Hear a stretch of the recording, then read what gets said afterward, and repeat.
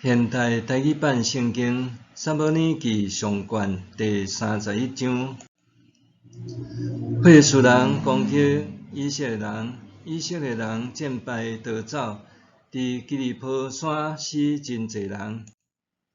费斯人追入扫罗甲伊遐个囝，杀死扫罗3个囝约拿单、阿比拿达甲麦基苏亚。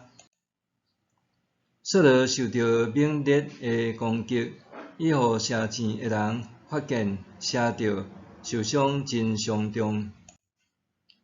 扫罗甲替伊举军器的侍卫讲：“背刀甲我插死，才免我互这个无受割礼的人杀死，甲我凌辱。”迄个侍卫毋敢，因为伊真惊。扫罗就用刀拍落去，家己插死。迄个侍卫看到扫罗已经死，嘛拍落去，家己插，甲扫罗做伙死。扫罗甲伊3个囝举军器的，甲所有军队扫罗的人共一日死。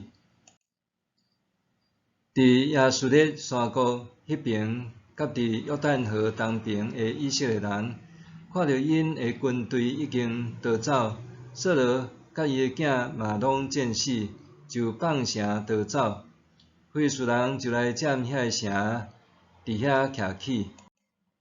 隔日，非利士人来拔战死的人的物件，看到扫罗甲伊3个囝死伫基利波山，就斩伊的头，烫伊的剑甲，派人去非利士达所在，将这个消息报予因庙内的偶像甲人民知。因将扫罗的剑甲下伫阿斯塔略的庙内，将伊的身尸钉伫北线的城墙顶。基列的雅比的居民听到非利士人对扫罗所做的代志，因的勇士拢起来，规暝行军去将扫罗甲伊的囝的身尸对北线的城墙取落来，带到雅比伫遐火化，将伊的骨骸葬伫雅比的柳树骹，禁食7日。